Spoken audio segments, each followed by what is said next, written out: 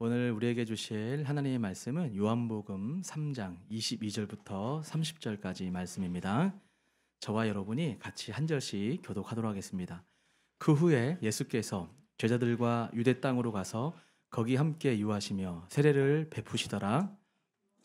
살렘 가까운 에노에서 세례를 베푸니 거기 물이 많음이라. 그러므로 사람들이 와서 세례를 받더라.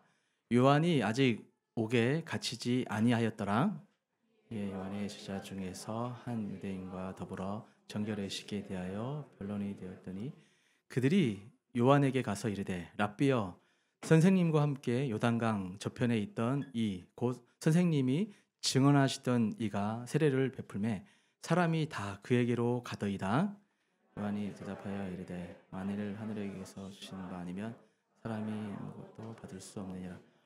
내가 말한 바 나는 그리스도가 아니요 그의 앞에 보내심을 받은 자라고 한 것을 증언할 자는 너희니라. 신부를 취하는 자는 신랑이나 서서 신랑의 음성을 듣는 친구가 크게 기뻐하나니 나는 이러한 기쁨으로 충만하니 같이요 그는 흥하여 하겠고 나는 쇠하여야 하리라 하니라. 아멘. 자, 오늘 하나님 말씀 나누고자 하는데요, 그는 흥하고 나는 쇠하리라입니다. 오늘 본문 말씀은 사실 굉장히 중요한 본문입니다.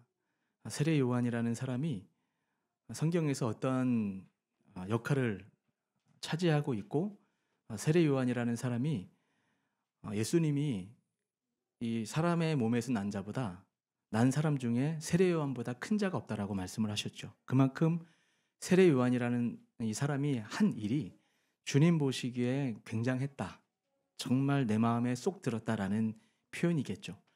우리가 이 땅을 살면서 세상 사람들의 평가 또한 우리가 무시할 수 없지만 정말 중요한 평가는 하나님의 평가인 줄 믿습니다. 하나님 앞에 칭찬을 받아야 나의 삶이 의미 있는 삶이었고 하나님 앞에 인정된 삶이 되지 않겠습니까? 그런 의미에서 오늘 이 세례 요한을 우리가 살펴볼 때에 여러분들에게 꼭 도움이 되는 은혜로운 말씀이 되기를 간절히 소망합니다. 자기 때를 알고 물러나는 사람의 뒷모습은 아름답습니다. 권력의 정점에 있을 때보다 권력에서 내려왔을 때, 또 기억해 줄 때보다 기억에서 사라져 갈 때 그 사람의 됨됨이를 파악할 수 있습니다. 신앙을 판별하는 일도 이와 같습니다. 하나님을 믿는다는 것은 다름 아니라 하나님께 시간의 주도권이 있음을 인정하는 것입니다. 우리가 만일 내일 일을 알 수 있고 내일 일을 통제할 수 있다면 우리는 더 이상 인간이 아니라 신이다라고 해야 할 것입니다. 내일이 보장되어 있는 사람은 하나님의 뜻을 알려고도 하지 않고 하나님을 의지할 필요도 없기 때문입니다. 그래서 우리 주님은 우리 인생에게 전도서 3장 11절하고 14절을 통해서 이렇게 말씀을 하고 있습니다. 전도 3장 11절 말씀인데요, 우리 같이 한번 읽어볼까요? 시작. 하나님이 모든 것을 지으심에 때를 따라 아름답게 하셨고 다 사람들에게는 영혼을 사모하는 마음을 주셨니라. 그러나 하나님이 하시는 일의 시종을 사람으로 측량할 수 없게 하셨도다. 14절이요. 하나님께서 행하시는 모든 것은 영원히 있을 것이라. 그 위에 더할 수도 없고 그것에서 덜할 수도 없나니 하나님이 이같이 행하심은 사람들이 그의 앞에서 경외하게 하려 하심인 줄을 내가 알았도다. 아멘. 자, 이런 이유로 하나님은 우리에게 때를 정해주시는 것으로 자신이 역사의 주인이라는 사실을 늘 일깨워 주십니다. 그래서 믿음이란 때, 즉 하나님의 시간을 분별하며 사는 것이라고 말할 수도 있습니다. 참 지혜는 그런 측면에서 때를 바르게 아는 것이고 그것은 인생의 크나큰 축복입니다. 내려와야 할 때와 사라져야 할 때를 놓치면 이미 가진 영광과 명예까지도 잃고 맙니다.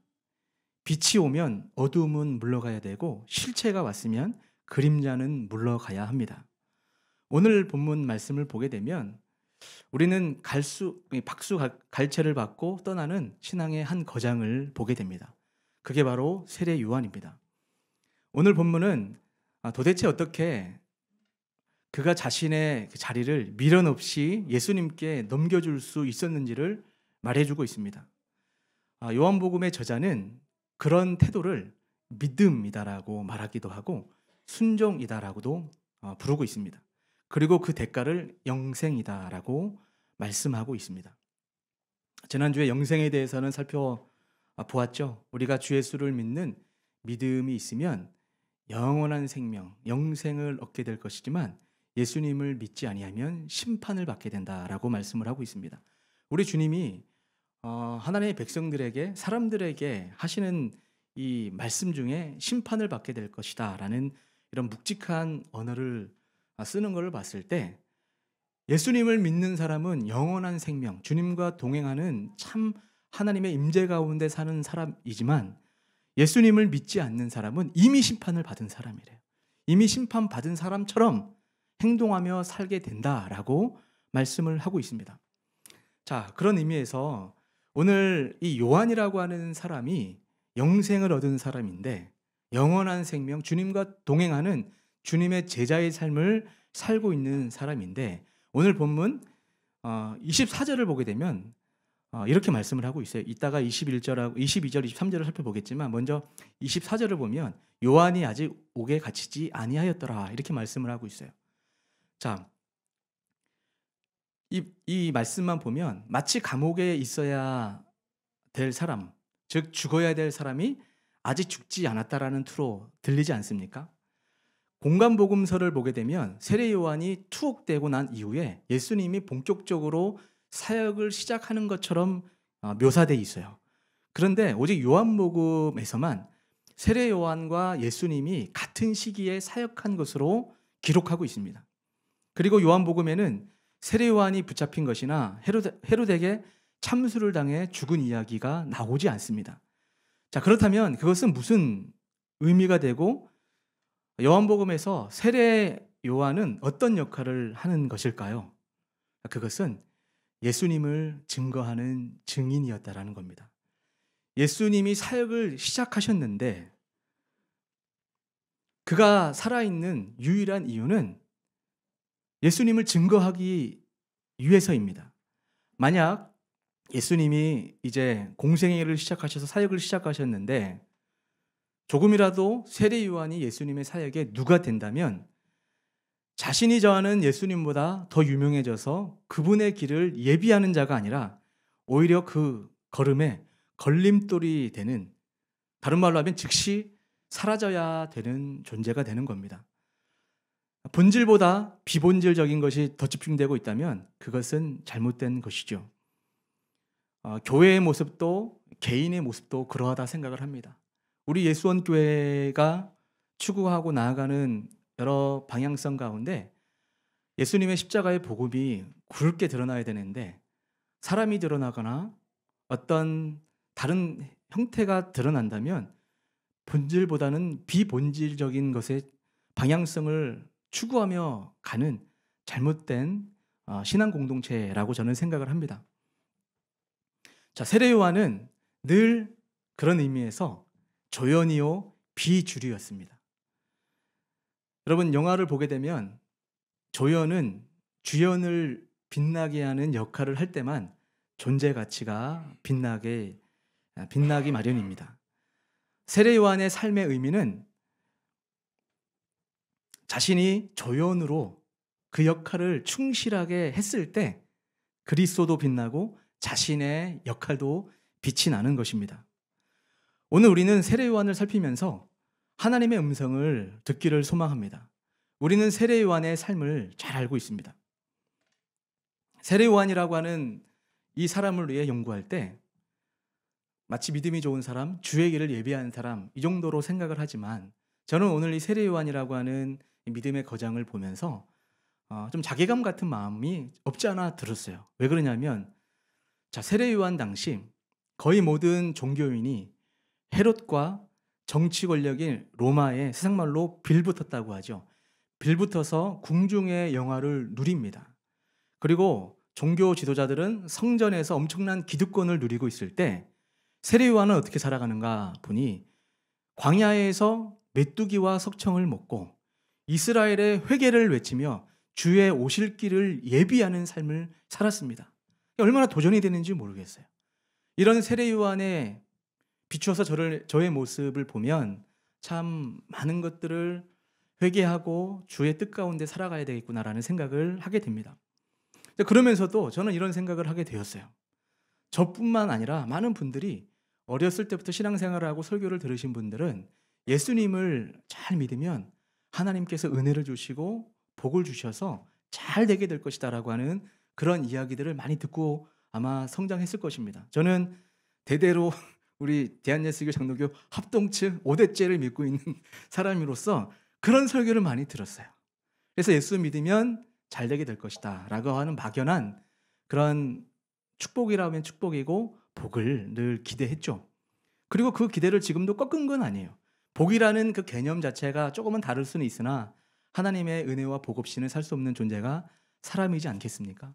그런데 제가 생각했던 그 보상이라고 하는 것은 이 땅에 살아가는 삶 가운데에서 하나님께서 허락하실 그 축복을 기대했던 거죠.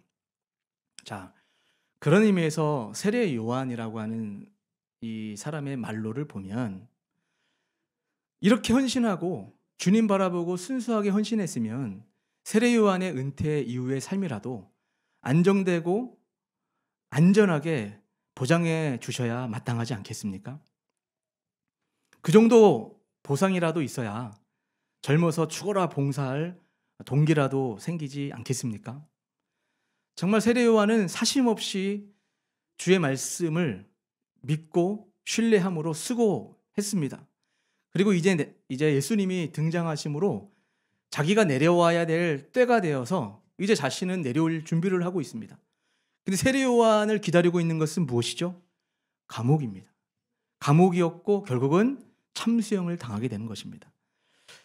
이런 모습을 보면서 정말 이래도 우리가 주님만을 위해 인생을 살아야 하나라는 여러분 생각이 들지 않습니까?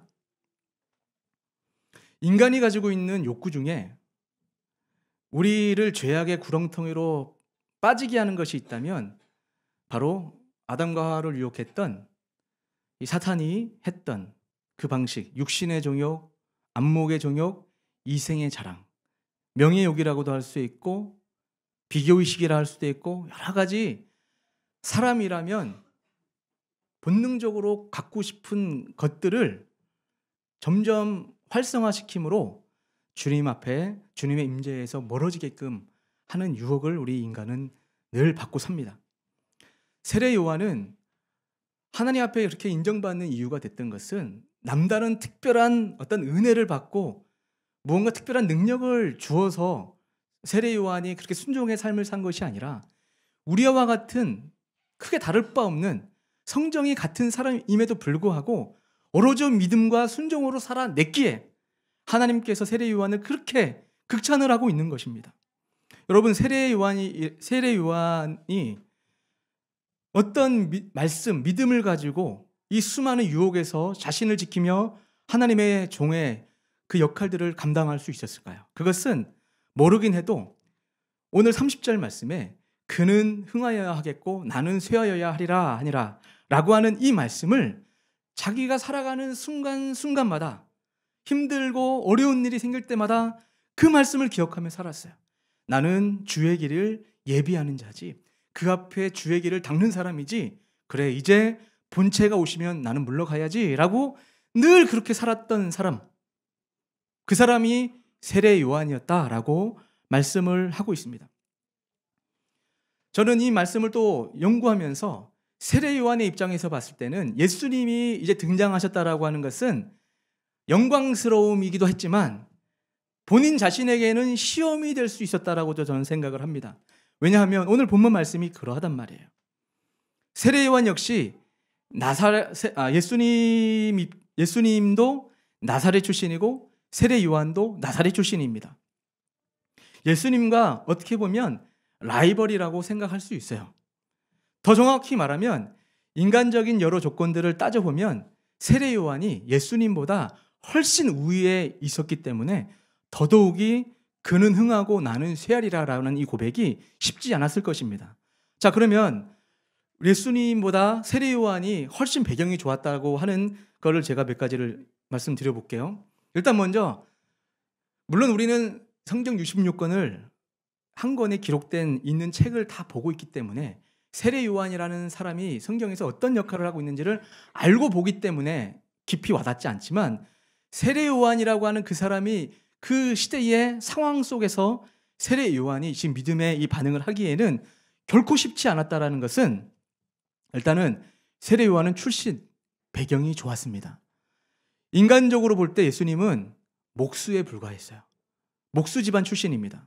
세상에 자랑할 만한 집안은 아니었다라는 의미입니다. 오죽했으면 예수님께서 공생애 시작한 이후에 예수님의 고향을 들리게 되죠. 그때 예수님께서 설교할 때 목수 주제에 무슨 그런 말을 하냐고 고향 사람들이 예수님을 배척했습니다. 그 정도로 비천한 집안 출신이 예수님이셨습니다. 그런데 세례 요한은 아버지가 누구죠? 사가랴라는 제사장입니다. 그때 당시에 제사장은 대단한 집안인 거죠.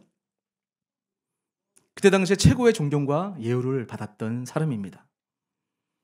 세례 요한은 그만큼 선택받은 집안 출신이었음에도 불구하고 예수님은 초라한 목수 집안이었다. 이 상황을 세례 요한이 인간적 측면에서 이해를 하려면 그는 흥하고 나는 쇠하여야 되리라 라고 하는 것이 결코 쉽지 않습니다. 또 한 가지, 세례 요한은 예수님보다 6개월 먼저 태어난 형님입니다. 여러분, 우리 대한민국 사람들도 이 장유유서 이 정서 있죠. 밥을 먹어도 어른 먼저, 형님 먼저. 다 그렇게 생각하지 않아도 먼저 먹으면 속으로 형도 없냐, 위아래도 없냐 라는 식의 생각을 하고 있는 게 우리 한국 정서잖아요. 저는 그게 좋은 정서라 생각해요. 근데 유대인들의 장유유서는 우리보다 더 철저합니다. 윗사람과 아랫사람의 순서와 질서, 형제의 서열을 엄격하게 지켰어요. 우리 지난번에 요셉을 살펴볼 때 나중에 요셉이 형들 이렇게 차례대로 앉혀서 신문하듯이 얘기하는 것을 우리가 볼 수가 있죠. 정확합니다. 그래서 첫 둘째인 야곱이 형의 그 장자권을 뺏으려고 그렇게 노력했던 것도 그 서열이 정확하기 때문에 그래요. 자, 자기 집안 출신이고 자기보다도 어린 사람인데 등장하더니 막 인기가 이제 좋아지고 높아져요. 결코 쉽지 않은 상황이었을 것입니다. 또 한 가지, 세례 요한은 오랜 경건의 훈련을 거친 사람이었습니다. 그렇지만 우리 예수님은 공생애를 시작하기 전 40일 광야에서 금식한 것 외에는 이렇다 할 경건 훈련이 성경에 나오지 않습니다. 그렇지만 이 세례 요한은 어디에 살았죠? 광야에 살았습니다. 광야에 살면서 짐승의 가죽으로 옷을 해입고 음식은 메뚜기와 석청을 먹으면서 광야를 떠나지 않았다라고 말씀을 하고 있습니다. 그는 그곳에서 당연하죠. 기도하고 말씀을 묵상하는 경건의 삶을 살았습니다. 그리고 세례 요한은 무엇보다 예수님보다 먼저 사역을 시작했습니다. 예수님이 30세쯤 됐을 때 공생애를 시작했는데, 이미 예수님께서 30세쯤 돼 공생애를 시작했을 때 세례 요한의 명성은 온 이스라엘 전역에 펼쳐져 있었습니다. 세례 요한이 사역지로 삼았던 요단강가는 그를 만나려고 하는 사람들로 연일 인산인해를 이루었다고 해요. 심지어 바리새인들도 세례 요한에게 가서 세례를 받으려고 하고, 그리고 헤롯도 세례 요한을 참수시키려고 하지만 그래도 그가 하는 말은 또 귀담아 들어야 된다고 하는 생각에 자꾸 질문하고 물었던 사람이 세례 요한이에요. 사역도 그만큼 먼저 시작했고 영향력도 대단한 사람이 세례 요한이었다라고 성경은 말씀을 하고 있습니다. 이런 세례 요한의 입장에서 예수님이 다 등장을 하는 거예요. 그것을 오늘 본문 22절을 한번 읽어보겠습니다. 22절 같이 읽을까요? 시작. 예수께서 저들과 유대 땅으로 가서 거기 함께 유하시며 세례를 주시더라. 아멘. 자, 오늘 본문 말씀 보니까 예수님께서 우리 지난주까지 이제 요한복음 3장 21절까지 쭉 보게 되면 예루살렘 성 안에서 있었던 일이에요. 근데 예수님께서 이제 예루살렘을 나오셔서 유대 땅으로 가셨습니다. 유대 땅에 거하시며 세례를 주셨다라고 말씀을 하고 있습니다. 그때 세례 요한은 예수님이 이제 세례를 주시니까 이제 나는 그만해야 될까 했을까요? 그게 아니었다라는 거예요. 23절을 보게 되면 요한도 살렘 가까운 에논에서 세례를 주니 거기 물들이 많음이라 사람들이 와서 세례를 받더라. 이렇게 말씀을 하고 있습니다. 세례 요한도 여전히 세례를 베풀고 있습니다. 이를테면 세례 요한과 예수님이 같은 세례를 그 강 부근에서 같이 지금 거행하고 있었던 것을 우리에게 말씀을 하고 있습니다. 만약에 세례 요한의 입장에서 이제 신성 예수님이 등장을 해서 젊은 청년 예수가 세례를 준다 할지라도 뭐 소수가 가서 세례를 받는다고 하면 그래도 괜찮을 텐데 이제 예수님이 등장하자마자 세례 요한에게 세례를 받았던 수많은 사람들이 다 예수님 쪽으로 가는 거예요. 세례를 받는 거예요. 그 모습을 보고 26절을 보면 26절도 중요하니까 한번 읽어볼까요? 26절 같이 읽겠습니다. 시작.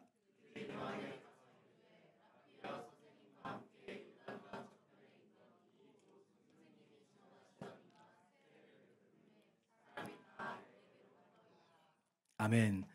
자, 제자들의 보고에 의하면 세례 요한을 쫓던 자들이 다 예수님에게로 몰려갔다라는 것입니다. 우리가 살아가는 인생에서도 나를 좋아하고 나를 지지하던 사람이 어떤 다른 공동체나 다른 사람에게 가면 섭섭하기 마련이잖아요. 그리고 떠난 사람이나 또 떠나오게 한 사람들에 대해서 좋지 않은 감정을 가져서 결정적인 순간에 불만 섞인 그런 부정적인 이야기를 좀 하기가 참 쉬운 상황일 텐데 이런 제자들의 보고를 받은 이후에 세례 요한의 놀라운 고백이 27절, 28절에 나오는데 이것도 한번 같이 읽어볼까요? 27절, 28절 시작. 대답하여 이르되 만일 하늘에서 주신 바 아니면 사람이 아무것도 받을 수 없느니라. 내가 말한 바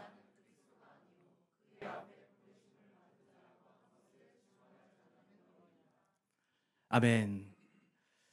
자기 스승을 쫓던 무리가 갑자기 예수라고 하는 사람에게 몰려간 것을 보고 상심한 채 세례 요한에게 질문하는 이 질문 앞에 세례 요한의 이 고백을 한번 보십시오. 만일 하늘에서 주신 바 아니면 사람이 아무것도 받을 수 없다. 모든 것이 내가 받고 있는 것은 다 하나님으로 말미암았다라고 하는 믿음이 분명하고요. 그리고 나의 말한 바 나는 그리스도가 아니다.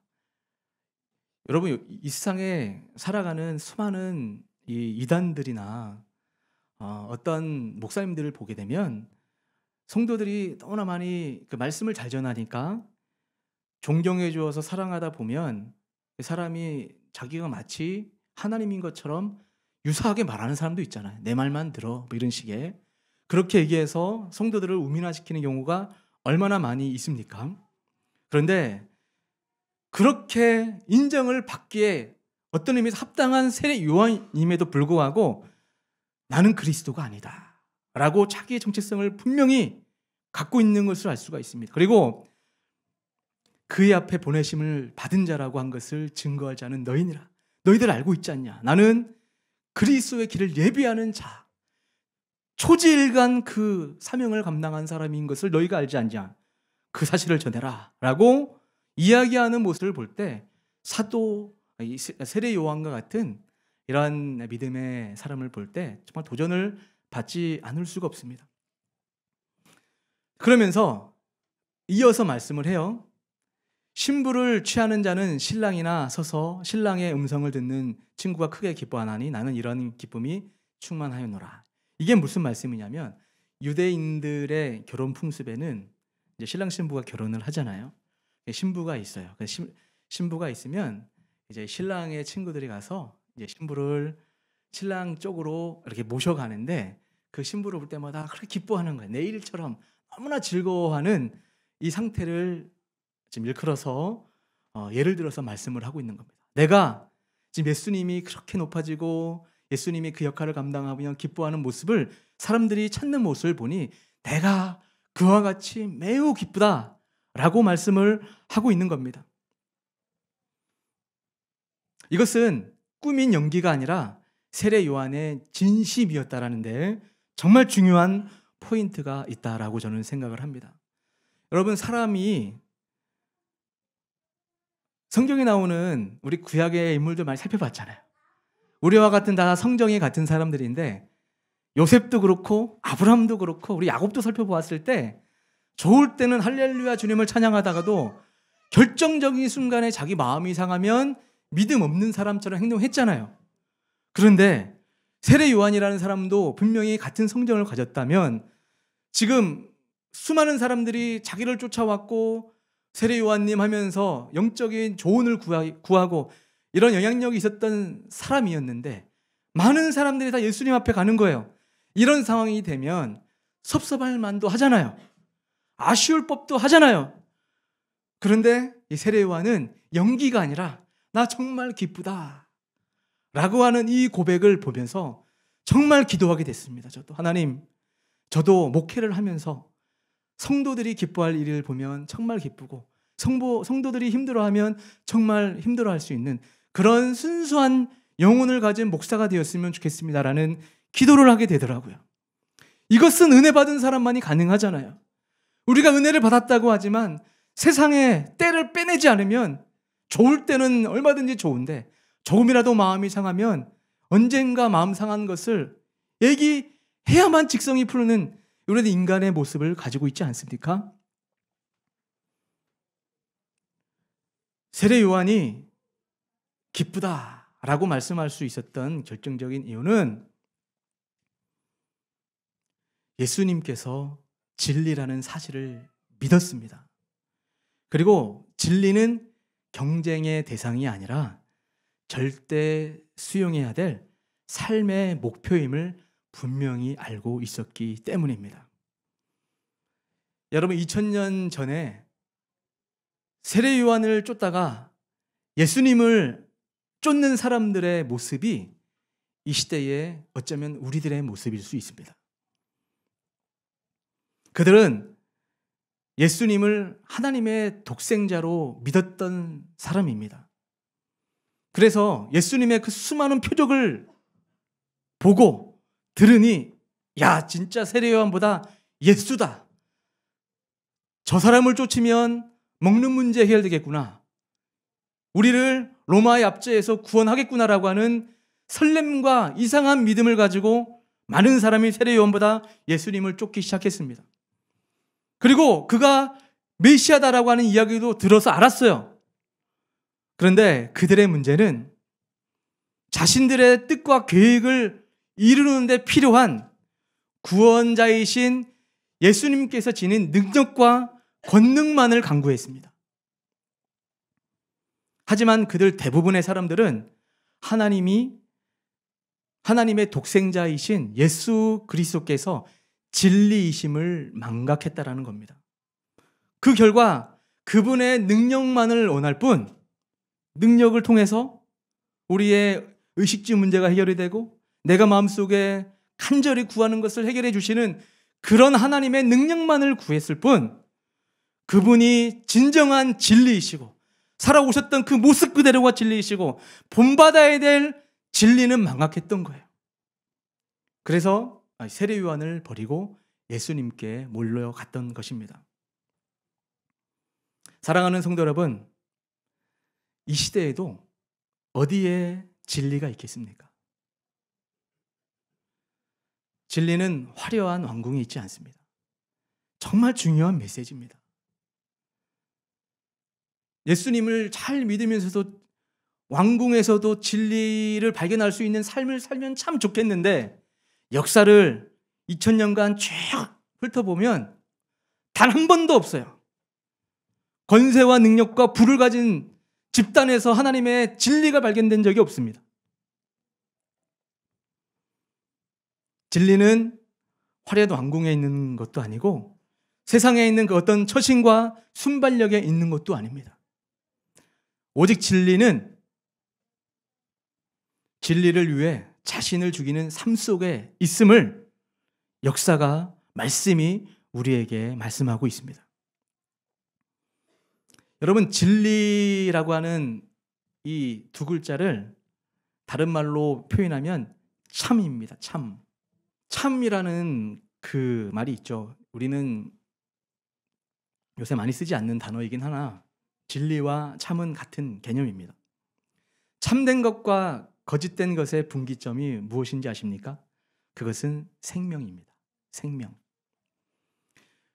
영원한 생명을 품지 않은 것은 언젠가 반드시 소멸되게 되어 있습니다. 왜냐하면 참된 것이 아니기 때문에, 모든 것이 다 허상이기 때문에 그렇습니다. 그럴듯해 보이지만 생명이 없기 때문에 언젠가는 소멸되게 되어 있습니다.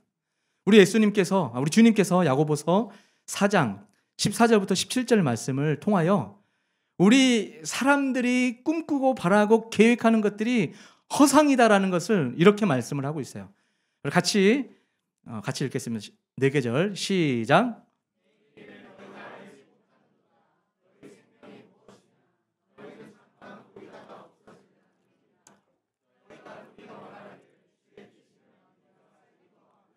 이것이나 저것을 하리라 할 것이거늘 이제도 너희가 허탄한 자랑을 하니 그러한 자랑은 다 악한 것이라.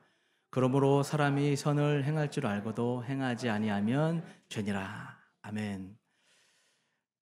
성경은 인생 자체가 안개와 물거품처럼 허망한 것임을 우리에게 가르쳐주고 있습니다. 그래서 다윗도 시편 144편 4절을 통하여 이렇게 말씀하고 있습니다. 제가 읽을게요.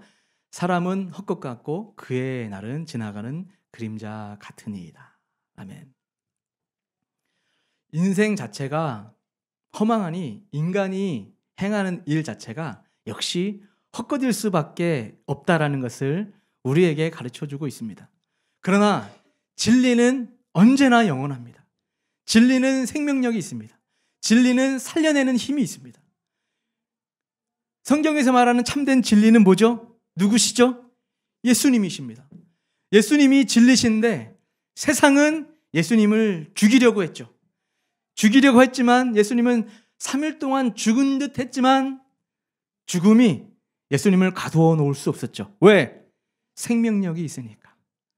사흘 만에 부활하셨습니다. 우리가 그 예수님을 알고 믿고 있는 거예요. 그 주님이 우리를 부르셨어요. 그리고 여러분의 인생 가운데 영원한 생명으로 여러분과 교제하기 원하신다라고 우리에게 말씀을 하고 있습니다. 그것을 알고 믿었던 사람이 세례 요한이다 라고 우리에게 가르쳐주고 있습니다. 30절에 그는 흥하여야 하겠고 나는 쇠하여야 하리라. 헛것에 지나지 않는 자신을 버리면 버릴수록 영원한 진리를 더 크게 담을 수 있고 진리와 함께하는 한 진리 안에서 영원을 누릴 수 있다는 것을 우리에게 가르쳐주고 있는 것입니다. 그렇다면 이 세상에서 어리석은 자는 어떤 사람이겠습니까? 이 세상에서의 삶이 전부라고 착각하는 자입니다. 우리 사람이 강건해도 7, 80년밖에 못 산다고 시편 말씀을 통하여 우리 하나님께서 우리에게 가르쳐 주셨죠.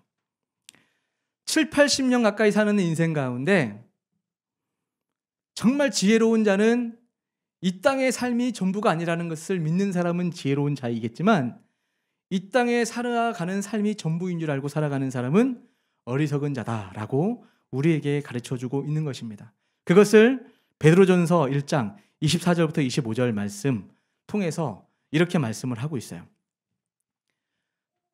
베드로전서 1장 24절 25절 제가 안 줬군요. 제가 읽어드릴게요. 그러므로 모든 육체는 풀과 같고 그 모든 영광이 풀의 꽃과 같으니 풀은 마르고 꽃은 떨어지되 오직 주의 말씀은 세세토록 있도다. 아멘. 자, 그러면 이제 말씀 정리하려고 합니다. 오늘 설교 제목처럼 그는 흥해야 되겠고 나는 쇠하여야 하리라 할 때 이것이 어떤 의미일까요?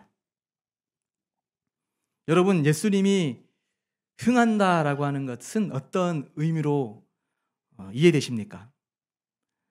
예수님을 쫓는 사람들이 많아지는 것을 흥한다라고 이야기하는 걸까요? 아니면 예수님의 인기가 높아지는 것을 예수님이 흥한다라는 의미일까요? 오늘 말씀에서 예수님이 흥한다라고 하는 것은 예수님께서 이 땅에 오신 목적이 이루어지는 것을 예수님의 흥함이다 라고 우리에게 가르쳐주고 있습니다.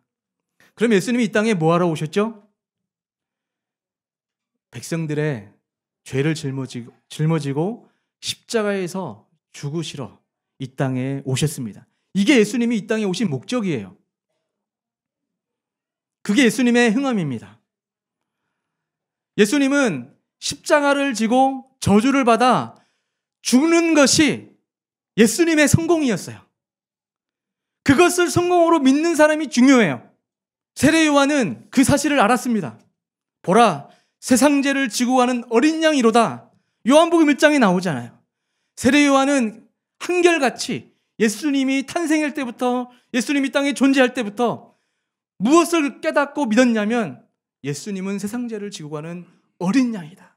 저분이 십자가에서 죽으셔야 된다. 그리고 나는 그분을 믿어야 된다라는 믿음을 가지고 살았던 사람이 세례 요한입니다. 그런데 아주 많은 사람들이 예수 그리스도의 흥함을 위해 성도들도 이 땅에서 흥해야 된다. 그리고 흥하게 될 것이다 라고 가르친단 말이에요. 예수님을 잘 믿으면, 네가 하나님의 뜻 가운데 있으면 너 같은 사람을 귀히 여기시기 때문에 들어 사용하실 거다. 잘 될 것이다. 능력이 있게 될 것이다 라는 식으로 가르친단 말이죠. 한때 이런 식의 설교에 은혜를 많이 받았던 사람이에요. 아마 이 중에서도 그런 분들이 있을 수 있어요. 그리고 그렇게 은혜를 받을 수 있어요. 그런 사람이 될 수도 있죠. 그런데 그것이 우리 인생의 목적이 되면 안 된다라는 것을 우리에게 가르쳐주고 있습니다. 왜? 예수님의 흥함을 가로막는 한 사람, 수제자가 있었습니다. 그게 바로 베드로입니다. 베드로가 예수님의 흥함, 예수님의 십자가의 죽음을 가로막는 역할을 했던 적이 있는데 그게 바로 마태복음 16장입니다. 같이 한번 읽어볼까요? 마태복음 16장 22절부터 24절 같이 읽겠습니다. 시작. 흥별하여 이르되 주여 그리하지 마옵소서. 이 일이 결코 주께 미치지 아니하리이다. 예수께서 돌이키시며 베드로에게 이르시되 사탄아 내 뒤로 물러가라. 너는 나를 넘어지게 하는 자로다. 내가 하나님의 일을 생각하지 아니하고 도리어 사람의 일을 생각하시는도다 하시고 이에 예수께서 제자들에게 이르시되 누구든지 나를 따라오려거든 자기를 부인하고 자기 십자가를 지고 나를 따를 것임이니라. 아멘. 자, 이 본문 배경 아시죠? 사람들이 나를 누구라 하더냐? 가이사라 빌립보 지역에서 우리 한 달 전쯤에 설교 나눴죠? 사람들이 세례 요한이라고도 합니다. 예레미야라고도 합니다. 뭐 엘리야라고도 합니다. 여러 가지 이야기를 했지만 예수님이 만족하지 않으셨죠. 그럴 때 너희들은 나를 누구라 하느냐 할 때 베드로가 주는 그리스도시요 살아계신 하나님의 아들이십니다 라고 고백했을 때 바요나시므나 내가 복이 있도다. 이것을 알게 하신 것은 사람이 아니라 하나님이시다 라고 하면서 이 믿음의 고백 위에 내가 교회를 세우리라. 교회는 바로 이런 것이다 라고 말씀하시며 앞으로 있게 될 놀라운 일에 대해서 예언을 하셨죠. 그러면서 내가 그리스도다. 내가 이제 곧 예루살렘에 들어가게 되면 제사장들과 종교 지도자들에게 잡혀서 내가 십자가에서 죽게 될 것이야 라고 했더니 그때 베드로가 지금 방금 읽었던 말씀처럼 주님 결코 이런 일이 일어나면 안 됩니다. 당신은 우리의 메시아 아닙니까? 그리스도 아닙니까? 로마의 소리를 압제해서 건져주셔야 될 우리가 지금 바라보고 있는 분 아니십니까? 라는 의미인 거예요. 예수님이 흥하셔야죠. 승리하셔야죠. 이런 식으로 패배자가 되면 안 됩니다 라는 고백을 했을 때 예수님이 사단아 내 뒤로 물러가라. 너는 나를 넘어지게 하는 자로다 라는 중요한 고백을 합니다. 자, 베드로가 이 고백했던 이 고백을 통하여 우리가 하나 배울 수가 있습니다. 세상의 흥함이 승리가 결코 예수님의 흥함이 아니라는 것을 우리는 알아야 됩니다. 여러분, 십자가가 뭡니까? 십자가, 여러분의 남편이십니까? 여러분의 아내이십니까? 여러분의 가족이에요? 영국에 아주 잘 지냈던 우리 목사님 사모님이 있어요. 저보다 한 10살 정도 많은 선배님이셨는데 어느 날 재밌는 일화를 알려주셨어요. 사모님이 너무 멋쟁이셨어. 그래가지고 너무 멋쟁이시고 잘났어요. 하여튼 이것저것 다 잘나신 분이야. 이렇게 목사님이 늘 가슴앓이를 많이 했어요. 부부 싸움하다가 한 번은 당신이 나의 십자가야! 그래서 그 목사님 거의 쫓겨날 뻔했다는. 이렇게 우리 살아가다 보면 가까이 너무 사랑하는 사람도 너무 힘들면 우리가 툭 내뱉는 말이 당신이 나의 십자가야, 이런 말 했다가 정말 십자가 질 뻔했던 그런 예를 들었는데, 여러분의 십자가는 무엇입니까? 성경에서 말하는 십자가는 죽음입니다. 죽음. 예수님의 흥함과 관계에 있는 자들은 이 땅에서 죽음으로 쇠해야 된다라고 우리에게 말씀하고 있는 것입니다. 여기서 죽음을 너를 부인하고 deny yourself, 그죠? 너 자신을 부인한 이후에 나를 따라오너라 라고 말씀합니다.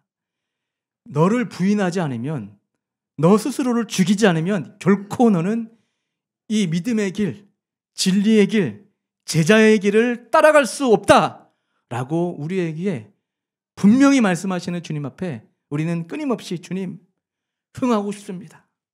주님은 저 사랑하시잖아요. 세상에서는 흥한 자 좀 되게 하시면 안 돼요라는 방식으로 접근하게 하는 것이 바로 사탄이 우리 마음에 심어주는 유혹이란 말이에요. 스데반은 은혜와 능력이 충만했고 지혜와 성령이 가득했던 사람이라고 사도행전을 통해서 주님 우리에게 말씀하고 있습니다. 근데 이 스데반이 이 땅에 살다가 죽임을 당한 그 그림은 어떠합니까? 그것은 하나님의 말씀을 바르게 전하는 자가 세상이 어떻게 돌로 쳐 죽이는지를 보여주는 장면이에요. 여러분, 스데반이 뭐 했죠? 바르게 말씀을 선포했어요. 살기등등해서 너 똑바로 성경 안 가르치면 너 돌로 쳐 죽일 거야 라고 하는 이런 분위기 가운데 성령이 충만하여 예수 그리스도의 십자가의 죽음을 선포했을 때 그들이 가슴이 찔려서 돌을 들고 스데반을 돌로 쳐 죽였다라고 하는 그 말씀이 사도행전이잖아요. 아주 중요한 말씀이에요. 다른 말로 하면 스데반처럼 예수 믿는 사람은 어쩌면 이렇게 세상적으로 돌 맞는 인생이 될 수 있다. 돌 맞을 때 네 믿음이 이상한 거 아니다라는 것을 우리에게 가르쳐주고 있습니다. 그런데 놀라운 반전이 있어요. 우리가 주님의 영광을 위하여 아무것도 아닌 이 죄악 덩어리인 우리가 주님의 은혜를 받아 이 말씀에 순종하여 주님 부족하지만 예수님이 흥할 수 있도록 십자가를 추구하는 삶, 죄가 쇠하겠습니다. 제가 죽는 삶으로 살아가겠습니다 라고 이렇게 살아가려고 하는 태도가, 이런 성품을 하나님의 영광이라고 말을 하는 것입니다. 하나님의 영광을 다른 말로 하면 하나님의 형상이라고도 말을 하는 것입니다. 하나님의 영광과 하나님의 형상에 있는 공동체에 정말 놀라운 창조적인 은혜가 일어납니다. 감동이 있고요. 예상치 못한 하나님의 일하심을 경험하게 되고요. 그런 사람은 자신보다 이웃을 사랑하게 되고 내 옆에 있는 사람들을 섬기게 되고 정말 하나님이 꿈꿨던 그 참된 공동체, 참된 하나님의 나라가 그렇게 시작된다라고 성경은 우리에게 말씀을 하고 있습니다. 그런 성경적 가치관을 내 삶의 우선순위에 놓은 것을 worship, 가치 있는 것을 올려드리다. 이게 예배잖아요. 예수님 중심으로 살아가는 걸 예배라고 말한단 말이에요. 주님 앞에 두 손 들고 할렐루야 이렇게 많이 한다고 주님 앞에 예배자가 되는 게 아니라 삶이, 마음이, 나의 태도와 목적이 주님 중심적으로 저는 죽고 주님이 드러나기 원합니다라고 살아가는 삶의 모습을 예배자, 제자, 성도, 하나님이 기뻐하는 자, 세례 요한의 삶을 사는 자라고 우리에게 말씀하고 있습니다. 사랑하는 성도 여러분, 오늘 이 시간 우리 예수원교회는 예수님만 원하고 예수님이 원하는 교회가 된다면 우리 고백합시다. 예수님 흥하소서. 다시 한번 예수님 흥하소서. 저는 새하겠습니다. 우리 예수원교회는 예수님이 흥하게 될 수 있도록 나 자신을 죽이고 주의 말씀에 순종하는 성도님들 되기를 주님의 이름으로 축복합니다.